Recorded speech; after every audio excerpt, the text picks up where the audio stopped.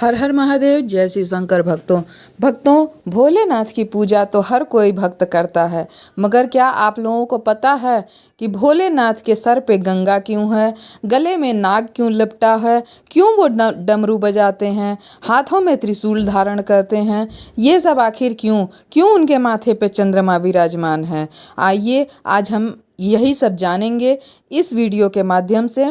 आप लोग वीडियो पसंद आए तो लाइक और शेयर करिएगा, कमेंट में जय भोलेनाथ लिखना ना भूलिएगा और चैनल पे नए हैं तो सब्सक्राइब कर लीजिएगा। हर हर महादेव। भक्तों, भगवान शिव को शक्ति का भंडार कहा जाता है, इसी कारण उन्हें महान देवी देवताओं में से एक माना जाता है। इसी कारण संसार में सदियों से भगवान भोलेनाथ की पूजा अर्चना की जाती है। सावन माह में तो पूरा भगवान शिव को ही समर्पित होता है। ये देवों के देव हैं, ये महादेव हैं। इस पूरे माह में भक्त तो दीवाने ही हो जाते हैं भोलेनाथ के। यहाँ पूजा करने से इनकी शुभ फलों की प्राप्ति होती है। जीवन दान देने वाले भगवान शिव को लेकर काफ़ी कहानियाँ प्रचलित हैं। ऐसे में शिव पुराण में उनके रूप को लेकर कई कहानियाँ मिल जाएंगी। शिव जी का रूप देखें तो उन्होंने गले में सांप, जटाओं में गंगा, माथे पे चंद्रमा, हाथों में त्रिशूल व डमरू लिए हुए नजर आते हैं।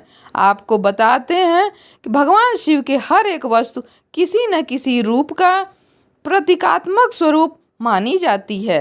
आइए जानते हैं भगवान शिव के इस श्रृंगार के पीछे की कथा क्या है, कहानी क्या है। क्यों भोलेनाथ माथे पे चंद्रमा रखते हैं अपने, क्यों माथे पे चंद्रमा विराजमान है। पौराणिक कथा के अनुसार जब देवताओं और राक्षसों के बीच समुद्र मंथन हुआ था तो उसमें कामधेनु गाय माँ लक्ष्मी के साथ साथ हलाहल विष भी निकला था, जिससे पूरी सृष्टि को बचाने के लिए स्वयं भोलेनाथ ने इसका पान कर लिया था।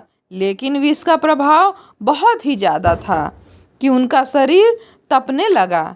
ऐसे में शरीर से विष के प्रभाव कम करने के लिए भगवान भोलेनाथ से चंद्रमा ने प्रार्थना की कि वह उन्हें माथे पर धारण कर ले, जिससे शरीर को शीतलता मिलेगी। ऐसा करने से शरीर में विष का प्रभाव कम हो गया। तब से चंद्रदेव शिव जी के माथे पे विराजमान हैं और पूरे संसार को शीतलता प्रदान कर रहे हैं। शिव जी की जटाओं में गंगा क्यों विराजमान है, आइए ये भी जान लें।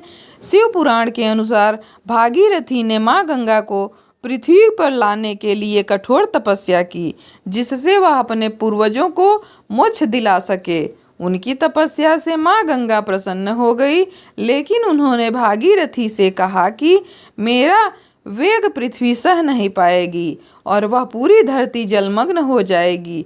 ऐसे में भागीरथी ने भगवान शिव से प्रार्थना की।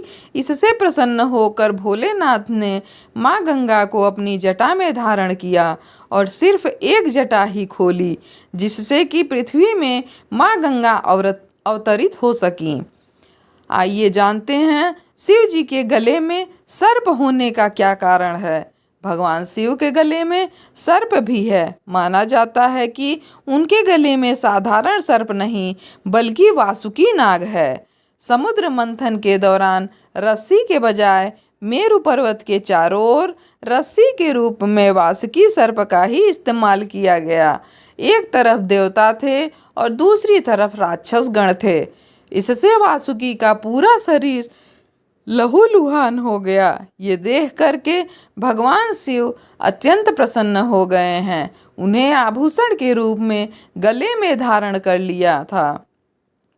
अब आइए जानते हैं शिव जी के हाथों में त्रिशूल क्यों सुशोभित होता है। पौराणिक कथाओं के अनुसार भगवान भोलेनाथ जब प्रकट हुए थे तब उनके साथ रजतम और सतगुण भी प्रकट हुए थे। माना जाता है कि इन्हीं तीनों गुणों से मिलकर यह त्रिशूल बना हुआ है। माना जाता है कि भोलेनाथ का त्रिशूल तीन काल यानी भूतकाल, वर्तमान काल और भविष्य काल को जोड़कर देखा जाता है। इसी कारण भगवान शिव को त्रिकालदर्शी भी कहा जाता है। अब आइए जान लें कि भगवान शिव डमरू क्यों लेकर चलते हैं। भगवान शिव के सृष्टि के संचार के लिए डमरू धारण किया था। पौराणिक कथा के अनुसार जब माँ सरस्वती का प्राकट्य हुआ था तो वह पूरा संसार संगीतहीन था। ऐसे में भोलेनाथ ने नृत्य किया और 14 बार डमरू बजाया। माना जाता है कि डमरू की आवाज से ही धुन और ताल का जन्म हुआ।